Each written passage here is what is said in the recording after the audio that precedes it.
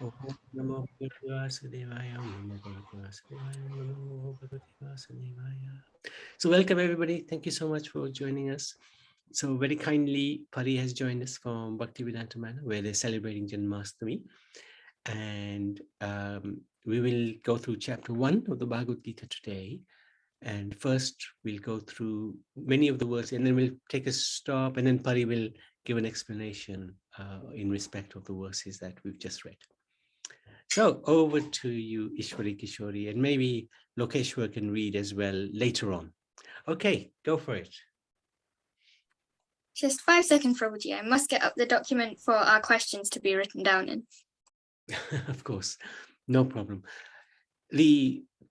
Actually, if you don't mind, I'll read the first verse. The first verse is regarded to be the most important verse in the Srimad Bhagavatam by many commentators, including my spiritual master. I remember him giving a lecture for a whole week just from the first verse.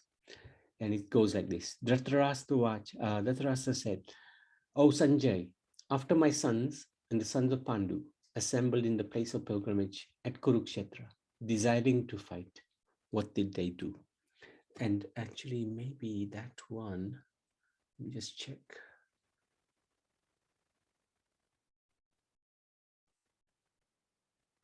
Oh yeah, we're going up to 11. That's fine. Okay, so if you're ready, Ishwari and Kishori, you can go for it.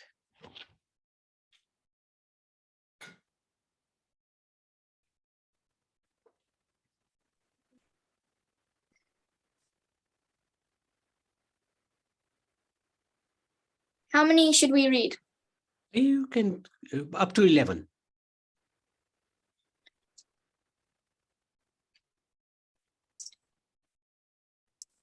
Sanjay said, "O king, after looking over the army arranged in military formation by the sons of Pandu, King Duryodhana went to his teacher and spoke the following words.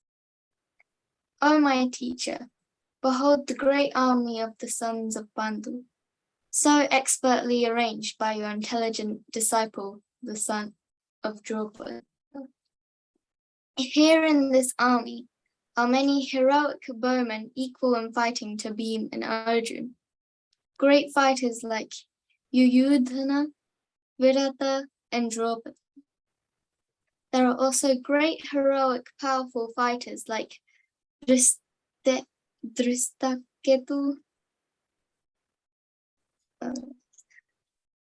Chikitana, Sakitana, Kashiraj, Kasiraj, Purujit, Kunti Bhoja, and Shaibya. Shabya.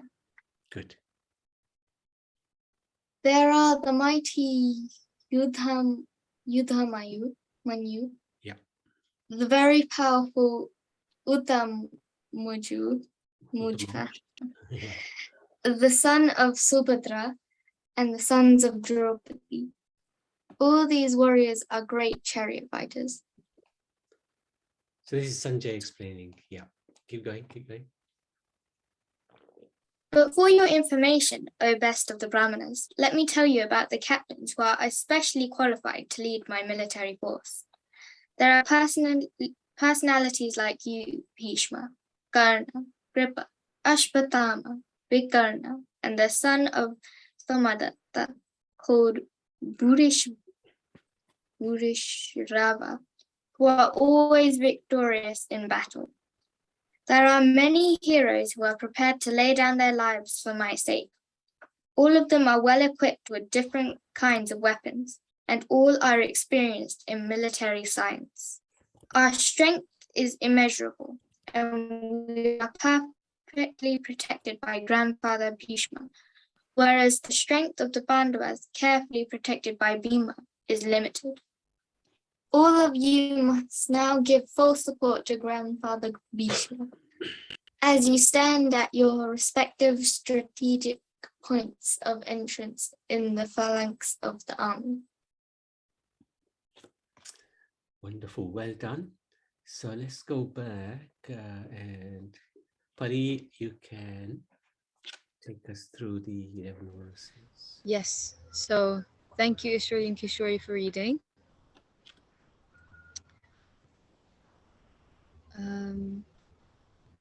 Okay, there you go. Yep. So in the first, so whatever we read, like Prabhuji read the first verse, um, that is the most, like you said, it's the most important verse because Dhritarashtra, that is the only one time he speaks. After that, there's no more Dhritarashtra after that one verse. So he asked Sanjay for help because he was blind. But he knew that Sanjay had access to the knowledge through his guru. So Sanjay was given this sort of vision where he could see what was happening in Kurukshetra. He could see what was happening during the war. And of course, during the war, what was happening was that Krishna was giving his Lord Shri Krishna was giving his Gita, and he was speaking his Gita to Arjuna. So through Krishna being able to speak, and through that power of Sanjay being able to see what was going on, that knowledge did not only go to Arjun, but it also went through to Sanjay. The king. So the first lesson that we learn is that the king was aware that the battle was taking place in a holy sort of environment, because Kurukshetra was extremely holy because Krishna was there. And he also knew that his sons were unholy. So that was his first sort of hint, to know that he and his family probably will not be victorious. Unholy people fighting in a holy place, generally that's not going to work.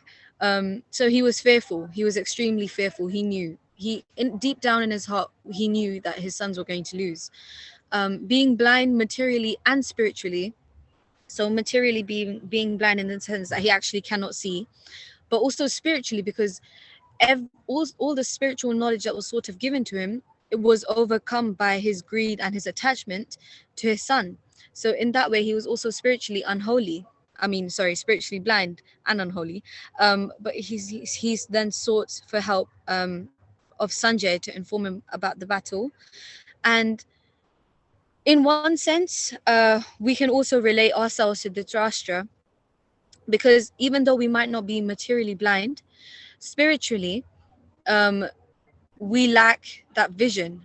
We are unable to see what is right for us and what is right for ourselves, not in terms of, again, our body, but in terms of our soul. And we need help. We need the same help. So Duryodhana Duryodhana is busy counting his army, blinded by greed, envy, and material desire. Like, he is in the battlefield. He's not thinking much. He's just looking out for who has the biggest, army. And so he keeps counting his armies. And he is someone who's really materially entangled in terms of I, me, and mine, and myself. Everything he does, he relates it to his own. He believes that he is the enjoyer. He is the controller. So he has extreme self gratification, and he's oblivious to all of the effects of someone's actions and anxiety. So for him, frustration and disappointment are inevitable, because if he expects too much, then you know those expectations will never be met. They will keep growing, until a certain point, they will grow so much that no one will be able to fulfill them.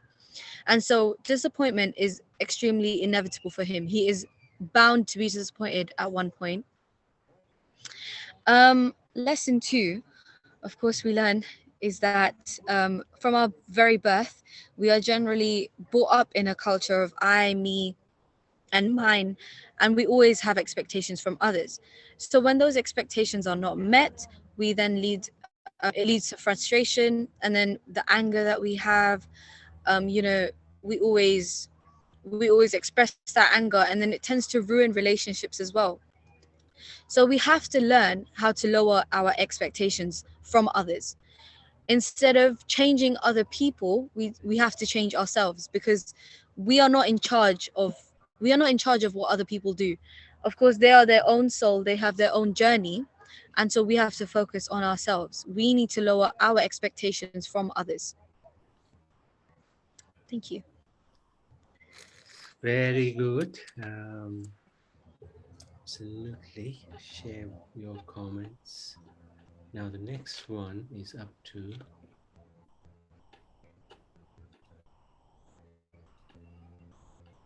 19.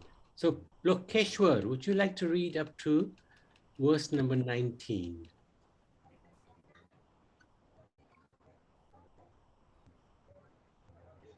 Oh, hang on. Did we already do that, didn't we? Did we? Oh, we did up to 11, didn't we? Yes. Go for it, Lokeshwar. Okay. Then Bhishma, the great valiant grandsire of the Kuru dynasty, the grandfather of the fighters, blew his conch shell very loudly, making a sound like the roar of a lion, giving Duryodhana joy. Text 13. After that, the conch shells, drums, bugles, trumpets, and horns were all suddenly sounded, and the combined sound was tumultuous. Text 14. On the other side, both Lord Krishna and Arjuna, stationed on a great chariot drawn by white horses, sounded their transcendental conch shells. Text 15. Lord Krishna blew his conch shell, called Panchajanya. Arjuna blew his, the Devadat, and Bhima, the voracious eater and performer of Herculean tasks, blew his perfect conch shell, called Pondra. Text 16 to 18. King Yudhishthir, the son of Kunti, blew his conch shell, the Ananta Vijay, and Nakula and Sahadev blew the Sugosha and Mani Pushpaka. The great archer, the king of Kashi, the great fighter, Shikhandi, Dhishtadyumna Virata, the incomparable Satyaki, Drupad, the sons of Drupadi, and others. O king, such as the mighty armed son of Subhadra, all blew their respective conch shells. Text 19. The blowing of these different conch shells became uproarious, vibrating both in the sky and on the earth. It shattered the hearts of the sons of Dhritarashtra. Wonderful. Thank you.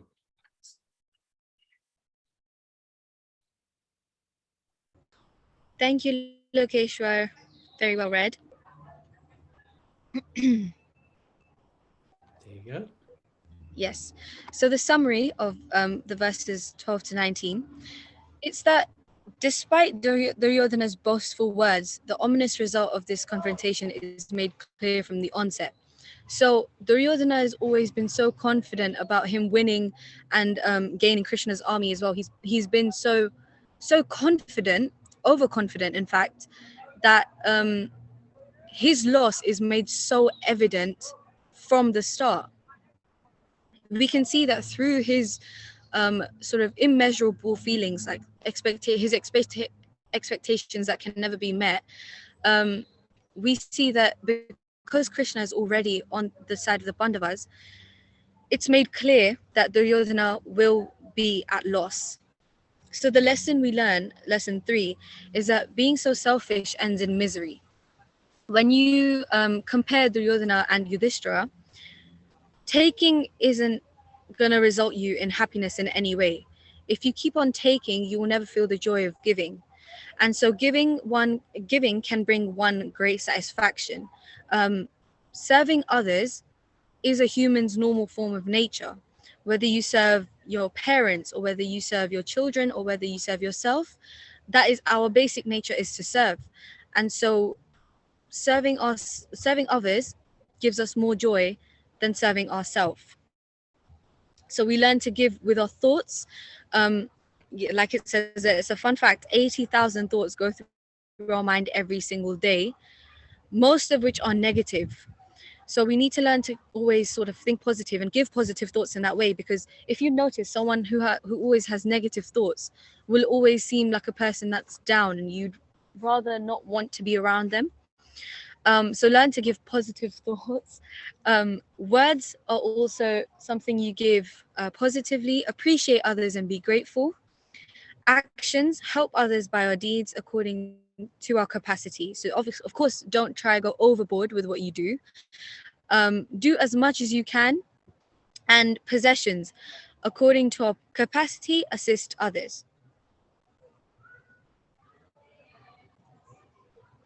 Thank you so much. Just a little expansion. We will notice our thoughts, especially if one is conscious of how we behave. We'll see thoughts come on a regular basis which are negative, usually directed at somebody who's upset us. And it takes us in a downward spiral. As soon as a negative comes, especially about somebody, try to turn it into a positive thought. Looking at somebody's negative points, turn it into looking at their positive points. So somebody may have insulted us or said something which is really upset us. We can dwell on that, and the mind does. The mind will be very much focusing on that negativity. That's the nature of the mind. But the problem is it takes us down a downward spiral. And we lose positivity very fast. And it can have an impact throughout the day, throughout the night, throughout our life. So we start with the thoughts. We try to make them positive thoughts. And of course, as Pari very nicely said about words, appreciating others, very, very important, especially appreciating the Lord. He does so much for us. At the minimum we can do is offer him some words of appreciation. Actions, very, very nice points which Pari made, how we should try to help others with our deeds. What else can we do? If we live our lives just for ourselves all the time, how much are we going to enjoy? It's very limited. But if we live for others, if we give, there's so much joy. It's just unbelievable joy when you are able to live your life for others. So, okay. Now, who else would like to read? Kishore, would you like to read at all? Where are we? 19 to 27. Yes, Prabhuji. Oh, wonderful, wonderful. 20 to 27, please. Okay. Okay. Text 20. At that time, Arjuna, the son of Pandu, seated in a chariot bearing the flag marked with Hanuman, took up his bow and prepared to shoot his arrow. O king, after looking at the sons of Dhritarashtra drawn in a military array, Arjuna then spoke to Lord Krishna these words. Text 21 to 22. Arjuna said, O infallible one, please draw my chariot between two armies so that I may see those present here, who desire to fight and with whom I must contend in this great trial of arms. Text 23. Let me see these who have come here to fight, wishing to please the evil-minded son of Dhritarashtra. Text 24. Sanjaya said, O descendant of Bharata, having thus been addressed by Arjuna, Lord Krishna drove a fine chariot in the midst of armies of both parties. Text 25.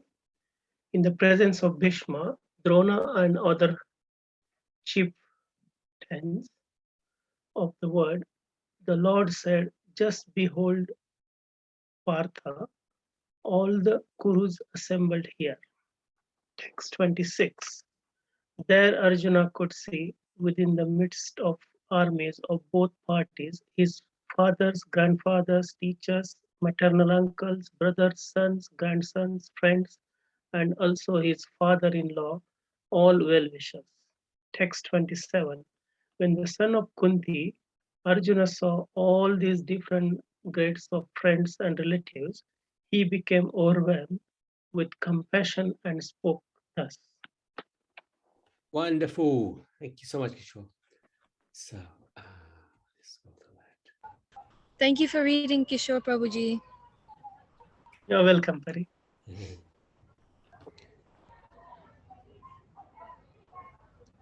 So the summary of verses 20 to 27, as Prabhuji well read, Arjuna wants to basically take a final look at the armies.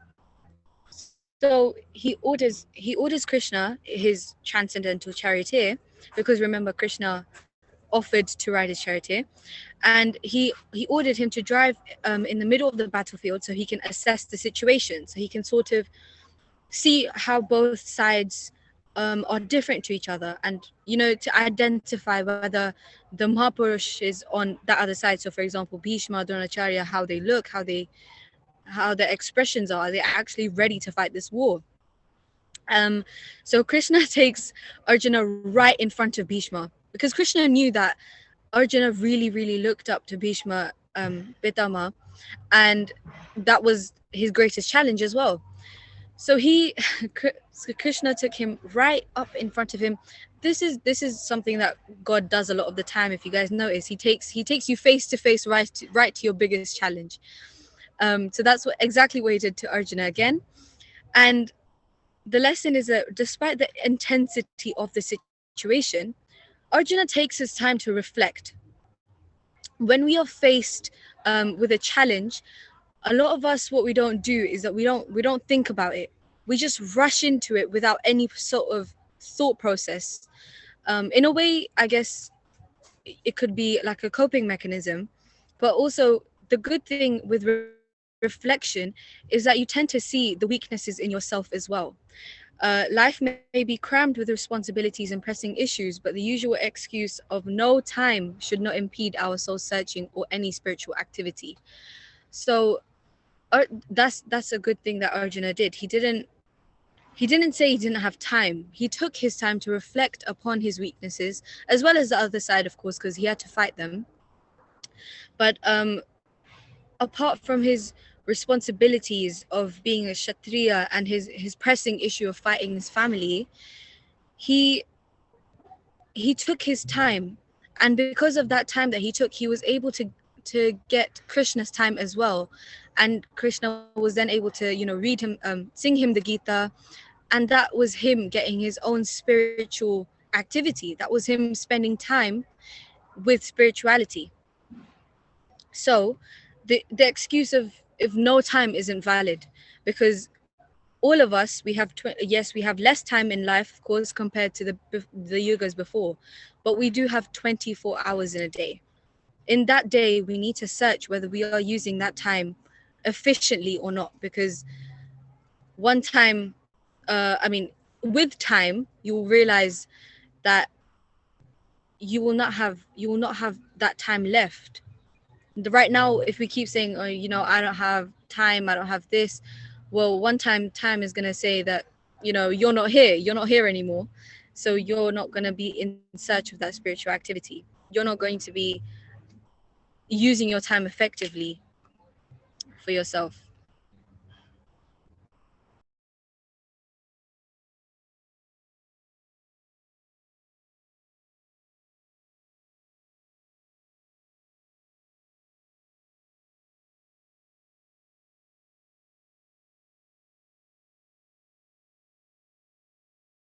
Prabhuji, sorry, you're muted. We can't hear you. Oh, thank you so much. Thank you, Pari. Yeah, I was just saying, it's interesting how Krishna brings you in front of your biggest challenges. This week was our busiest week because it's Janmashtami is opening. We're opening a new temple, and I got COVID at the beginning of the week, and we were thinking, "Uh-oh, thank you, Krishna." And of course, he puts you in front of your biggest challenge, but he also guides you through the challenge. We didn't give up, and he gave us so many wonderful souls who came forward and did some amazing seva. And we managed to actually open the temple and celebrate Janmashtami. So he does this often. He will pray to him, and we think he's going to solve our problem. But actually what he does is he makes us face our problem, which is a far better way than just solving our problem, because he then shows us his unlimited mercy by giving us the solutions as well. So he's just the most amazing personality. So we got only 3 verses now. I'll read them in the for the sake of time. Arjuna said, "My dear Krishna, seeing my friends and relatives present before me in such a fighting spirit, I feel the limbs of my body quivering and my mouth drying up. My whole body is trembling. My hair is standing on end. My bow Gandiva is slipping from my hand and my skin is burning. I am now unable to stand here any longer. I am forgetting myself. My mind is reeling. I see only cause of misfortune. O Krishna, killer of the Keshi demon.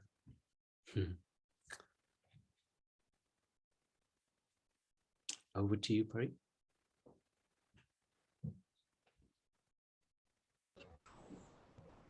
Thank you for reading, Prabhuji. So, so the summary of verses 28 to 30, foreseeing the imminent suffering and death that is inevitable at consequence of war, of course, Arjuna begins to analyze his predicament.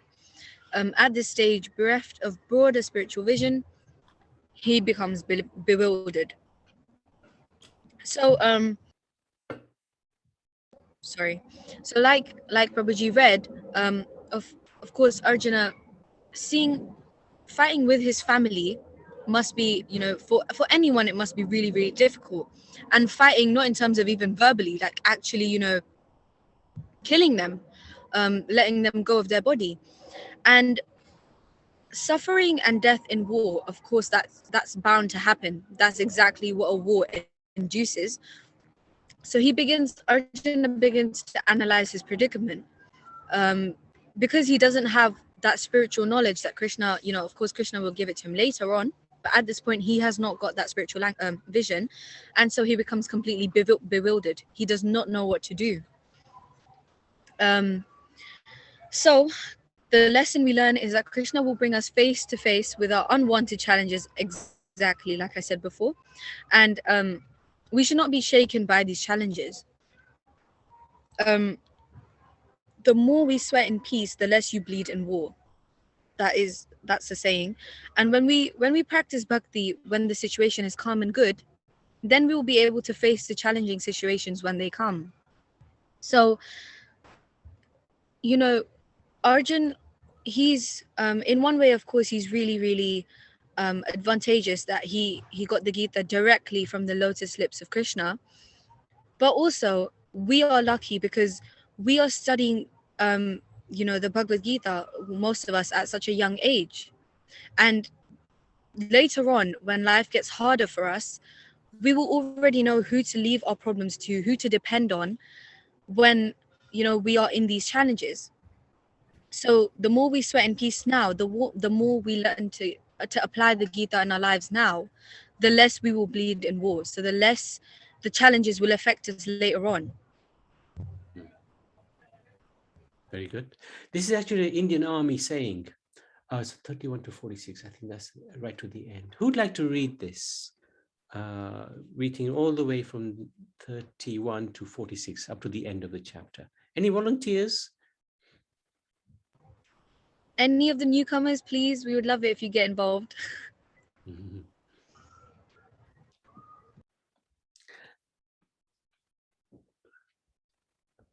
Okay, Ishwari Kishori, go for it.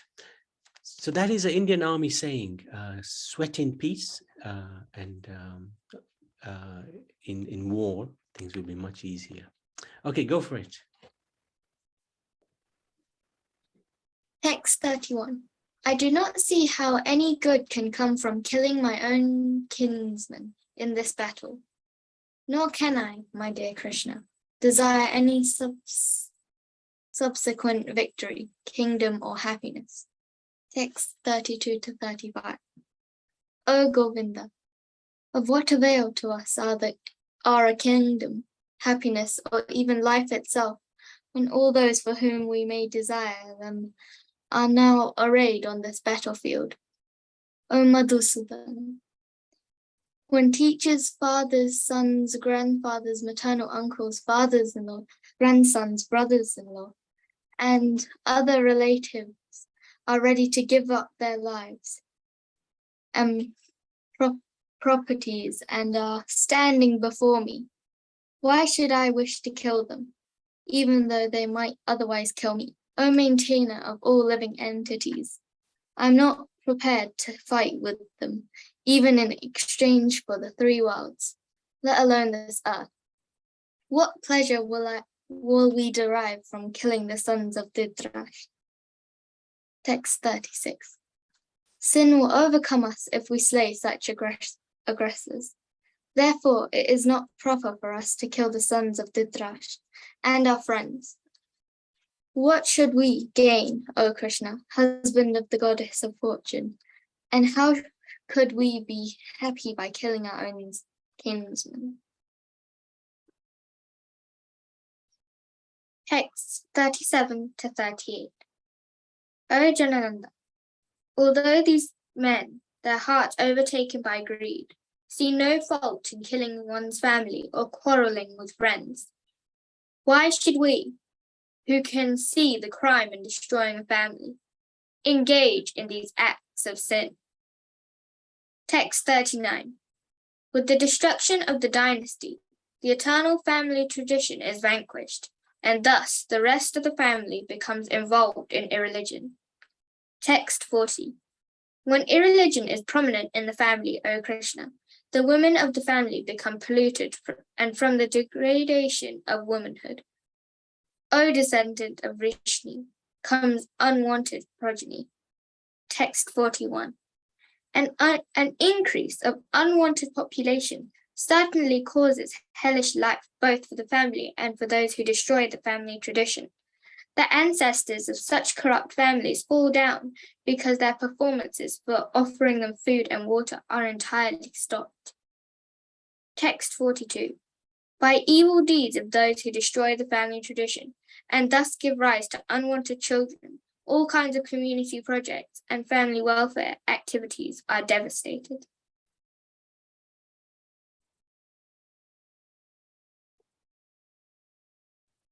Text. Ooh, okay.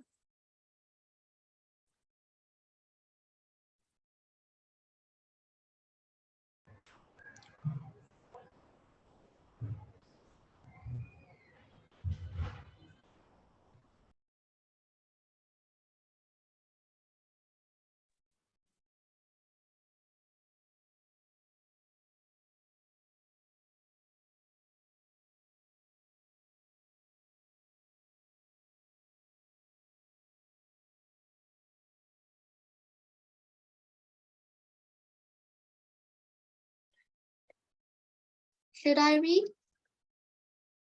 Yes, please. Text 43. O Krishna, maintainer of the people, I have heard by this disciplinic succession that those whose family traditions are destroyed dwell always in hell. Text 44. Alas, how strange it is that we are preparing to commit greatly sinful acts.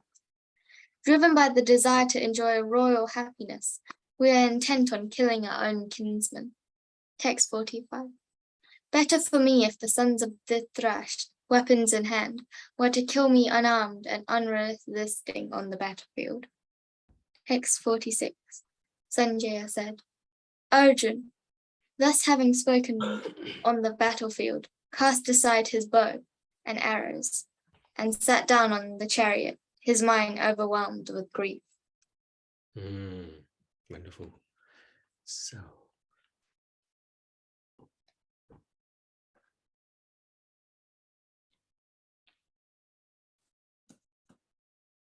over to you, Pari. Thank you for reading Ishri and Kishori. So the summary of verses 31 to 46 are that Arjuna justifies his decision to retreat from fighting. So although he knows his duties as a Kshatriya, he starts to justify why he shouldn't complete those duties in a way and why he shouldn't fight. So his first reason is compassion. He says that it would be cruel and heartless to prematurely terminate the lives of so many soldiers. He says that enjoyment is another reason. Even in unrivaled kingdom, it would bring no happiness, since he would be bereft of the company of his near and dear ones. The third one is sin. One would surely accrue bad karma as a result of such brutal violence. And the fourth is destruction of family. The wholesale killing involved would destroy the family unit and social structure, and it would cause havoc for future generations. So he justifies with these four reasons. But then, of course, lesson 6 is that we do not come up with excuses not to do bhakti. In his case, doing bhakti was following the Lord's instructions, and the Lord's instructions was to carry on with the Lord, was to carry on with the war. And he starts to, find reasons to not do these things. But of course, we also do the same thing. We come up with excuses, not to go to the temple, or not to pray, or not to do certain things in terms of bhakti. And it's like, for example, we're too young to do tapasya, or let me enjoy my senses. So sometimes we can't eat or drink certain things during bhakti, and stopping worshipping demigods. And Krishna consciousness is not a family tradition. These are like the sort of common excuses that people come up with. Also, no time again. We will do bhakti when we are old. We have to be very careful of our excuses.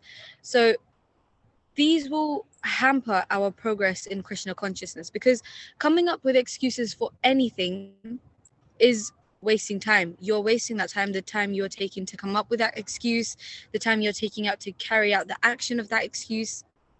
Coming up with excuses is completely easy, but doing the actual challenge is always hard. And this is what Krishna consciousness is about. We need to face our challenges in order to progress in our consciousness. And so Arjuna also, we relate to him in this sense, because we always come up with excuses. But again, the Lord will then he will always be there to guide us. And at the end of the day, it's up to us whether we do it or not. And also notice, in these verses, it's just Arjun talking. He's just continuously ranting to the Lord about, in one sense, he's acting like the guru. He's telling him like, oh, this is gonna cause sin. There's gonna be destruction of family. There's no compassion. There's no enjoyment. Well, this shows us the actual mercy of Krishna. He is sitting there listening to Arjuna for so long, even though, we say God is all knowing, he's omniscient. Well, at this point, he's just sitting there listening to Arjuna. And that is why we always look to someone, who will listen to us, and no one else can do it better than Krishna can. So notice how Arjuna is just completely ranting, and the Lord is just there listening. Well, he's waiting for his turn. He's definitely going to speak a lot in the later verses. But this is the point I'm trying to make, is that he's always there for us. He's always the best listener we will always be able to talk to. Very good. And as soon as he stops talking, then Krishna starts speaking in the next chapter. So it's interesting. If we keep talking, we're not giving God a chance to guide us. So thank you, Pari. Beautifully explained. Any questions? And I think I am presuming that. Yes, go for Ishwari and Kishori. We have 10 questions. Whoa. Wow. What is the phalanx of the army? What, sorry? The phalanx, I think it was in one of the first few verses. It's a formation, the army formation. Oh, I see. Oh. How did Yes. Sanjaya get the vision of the battle? Sanjay, so it was a boon from his spiritual master Srila Vyasadeva. So Vyasadeva, he's a very very prominent personality. He's written the Bhagavatam. He's also written the Bhagavad Gita. So he was able to give this boon to Sanjaya, so that Sanjaya can also acquire knowledge directly from the Lord. So he came up, like, if you see the picture, it's like a little sort of just a little vision where he can see what's going on in Kurukshetra. I see. Why later in the battle did Duryodhana want to capture Yudhishthir and make him play dice? What did he want from it? He thought he could manipulate Yudhishthir again, but what he didn't realize was that when Krishna was on their side, he also gave them knowledge after the Dut game happened. And Krishna told Yudhishthir as well, like, what have you done? You shouldn't have played for as long as you did. You should have just gotten up and left whenever you had the chance. So Duryodhana thought that he could sort of manipulate them again, but it didn't work. How do conch shells get their names? Honestly, I have no idea. How did Ishwari get her name? From her mom and dad? Good question. Not sure about that one. Okay. If you are in meditation, how many thoughts go through your head then? Like if you're like in a trance?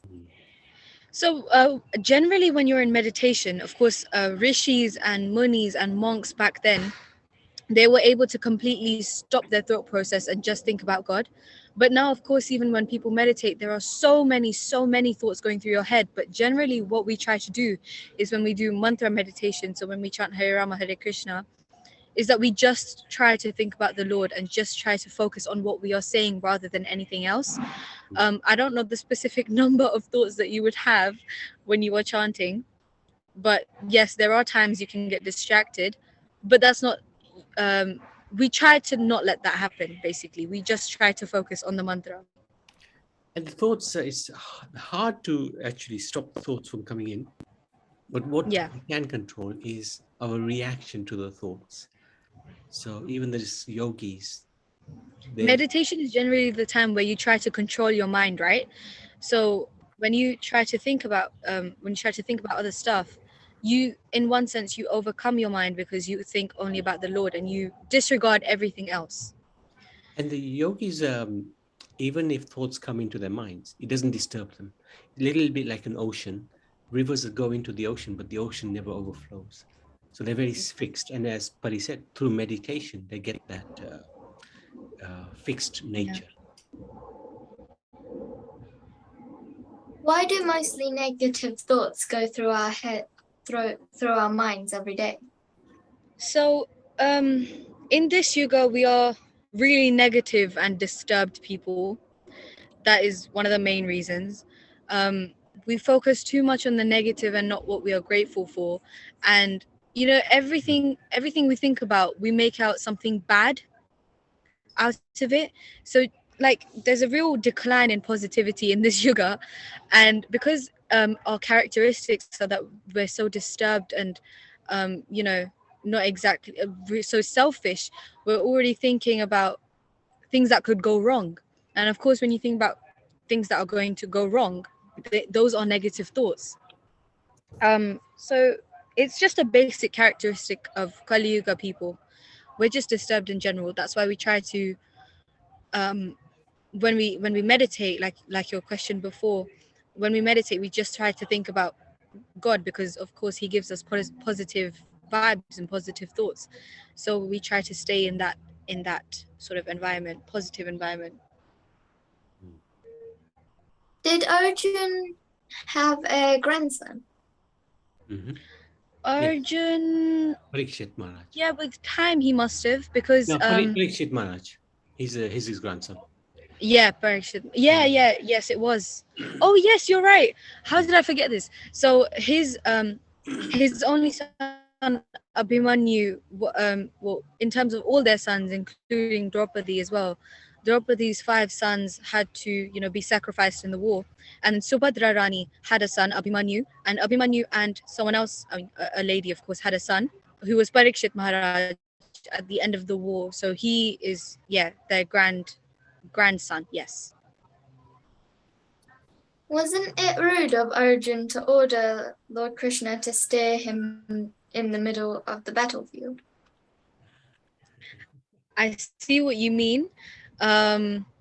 of course, in a sense, he wasn't aware of the opulence of Krishna at that time, because Krishna hadn't revealed himself in any form. He didn't reveal himself, in his personal form, of course, but even impersonal, where he expands into his many forms. He didn't reveal that part yet. That's why Arjuna thought of him as his normal cousin. So when he ordered him, he spoke to him as his friend and as his transcendental charioteer. So in a sense, he wasn't aware of Krishna being opulent. And so yeah, you could say it was rude, but in one sense, he was also not aware.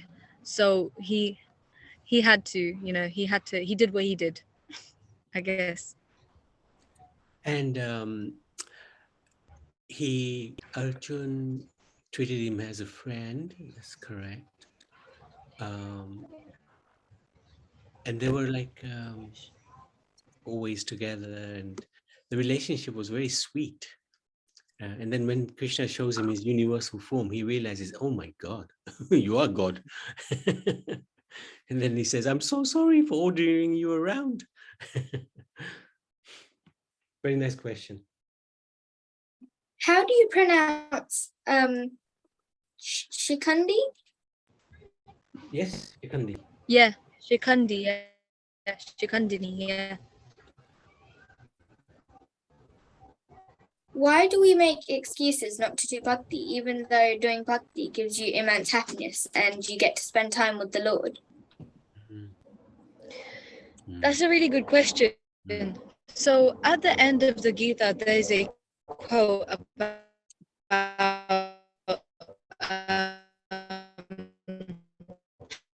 happiness and how it's compared to poison. And we do bhakti. What tends to happen is that we have to give up a lot. So we, of course, in terms of food as well, people have to give up onion and garlic and meat and fish and eggs. So bhakti is not an easy thing to do. When something's uneasy, we will always make excuses to do it. For example, even like Ishwari and Kishori, we're all students, right? Whenever you're told to study, don't you make excuses like, oh, not today, I'll do it tomorrow. The deadline's, in a bit, I'll do it later. So it's just in our nature, we tend to make excuses because we want life to be simple. And doing bhakti for the Lord consists of a lot of energy. It's not simple in any way. It requires so much determination physically and mentally. And that's why we make so many excuses. But once we start to do it, it feels like nectar.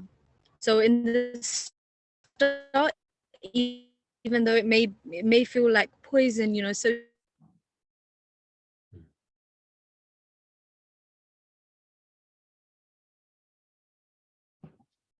We lost you, Pari. Yeah, it's a very good point she's made. Actually, one of the points is that bhakti is quite straightforward. And sometimes people think this too easy. Must be more to it than this. But it isn't. It's bhakti, as you said, we get to spend time with Krishna himself directly, one-to-one. But people don't always have faith and belief in that. Okay, I think we lost Pari. Any more questions, young lady? No, Prabhuji. Well done. Fantastic. So why don't you put the Zoom link in for the quiz? And you already have. Well done. So devotees can join the Zoom link. It's quiz.com/679-866. And whoever would like to join. And you can share your screen. Yeah? So hopefully everybody here can join in. Lokeshwar, Kishore, Bharat, Rajan, please join. And Urvi.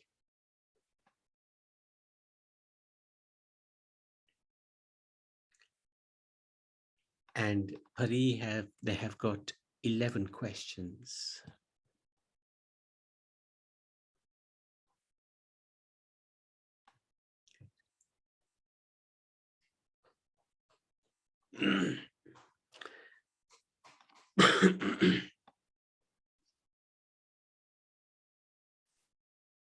So we are waiting for a few. Please join. And thank you for your questions, Ishwari and Kishore. Very intelligent questions. Appreciate it. Thank you.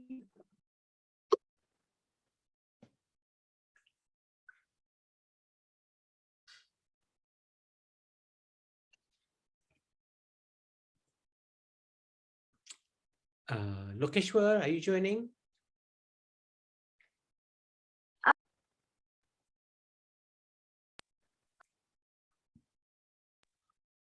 Actually, no, Prabhuji. I'm just gonna see people, Okay. Yes. No, don't worry. Don't worry.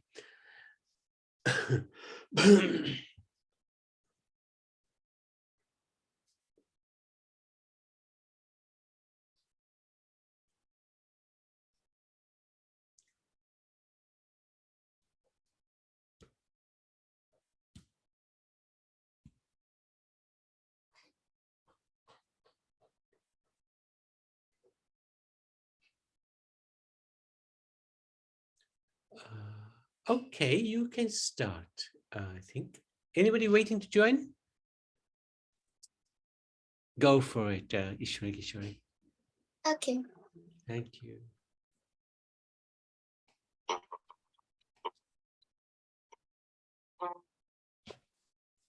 Draupadi had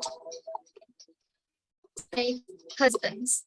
5, 6, 1, or 3.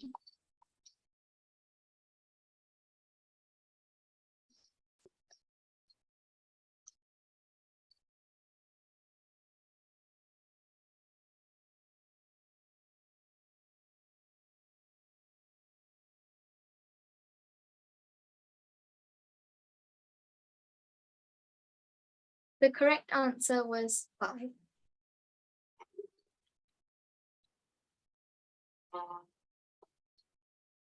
The half of the kingdom which Dhritarashtra gave to the Pandavas was nothing but, this is a select, pure beauty, jungle, a desert land, a magnificent palace.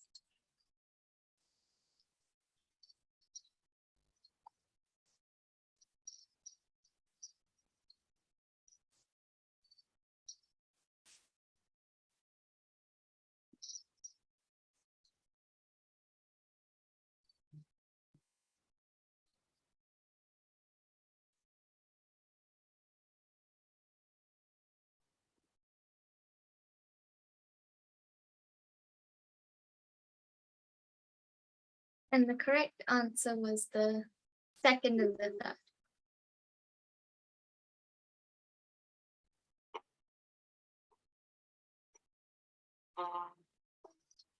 When Yudhishthira turns Gandharvas into a wealthy kingdom, he is declared the magnificent, king of kings, a god, all of the above.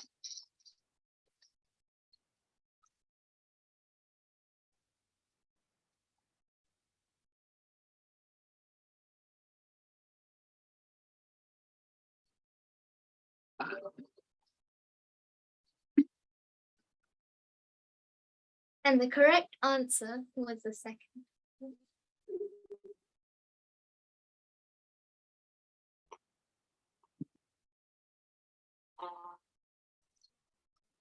Who is Duryodhana's uncle? Bhisma, Dronacharya, Shakuni, or Karna?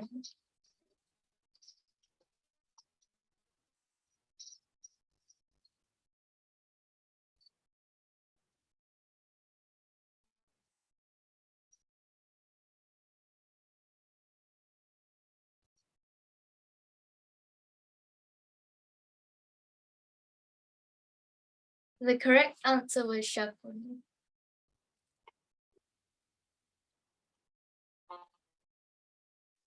Shakuni's strength is flower arranging, wrestling, playing dice, assassinating.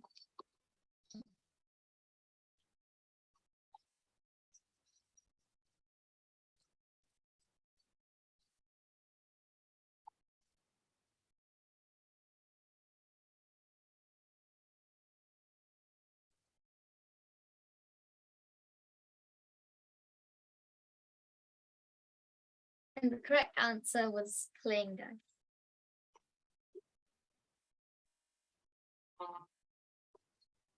True or false? Duryodhana is an original thinker and doesn't rely on other people's ideas.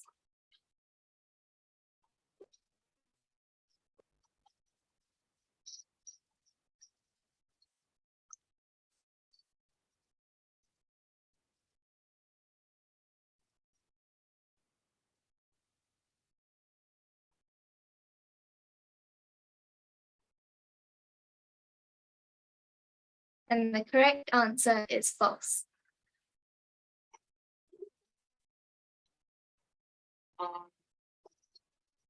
When Draupadi is dragged into the court, she challenged the Kauravas with the question, was it, how much sin can these people commit? How can someone who has lost himself in a wager someone else? Why does no one talk or stop this cruelty? Why will no one help me?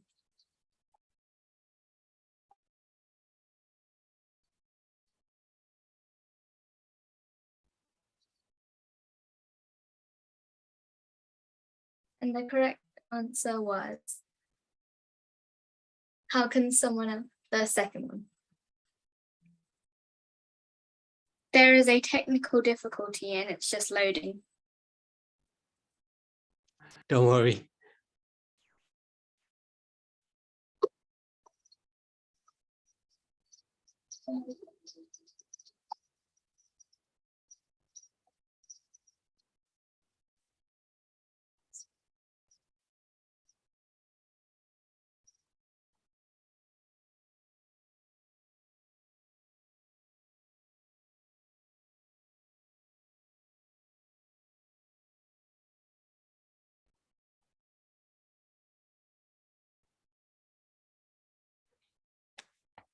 The correct answer was the second one.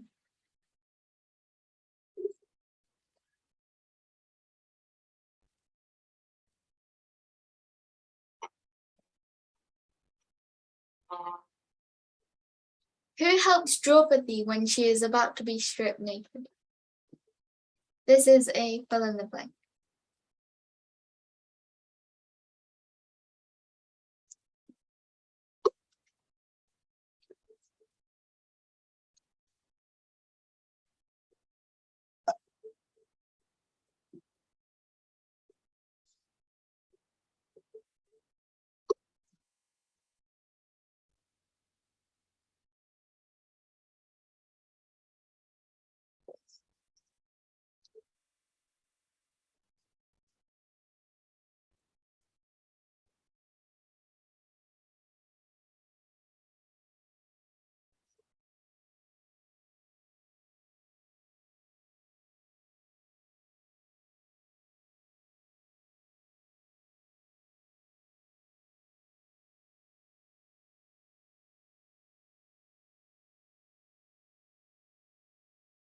And they were both correct.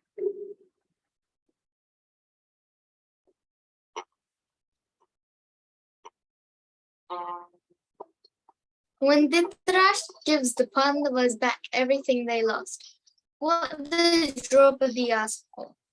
A palace? Nothing? Flowers? All of the above.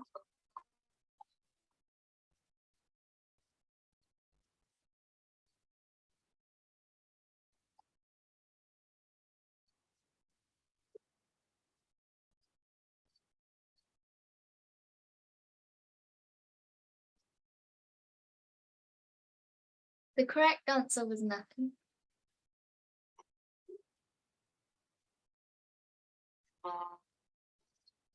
How many years are the Pandavas and Draupadi exiled for? 13, 5, 11, or 10?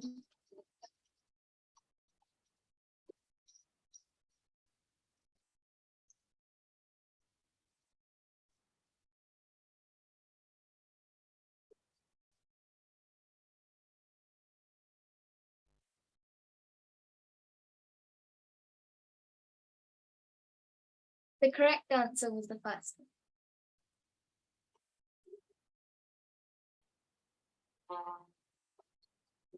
Arjuna goes to Lord Shiva and gains powerful weapons.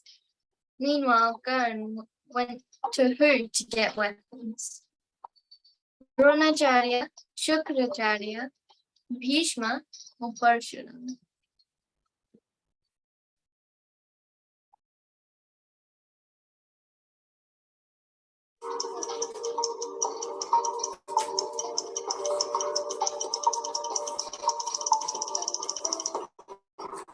The correct answer was Parshurama.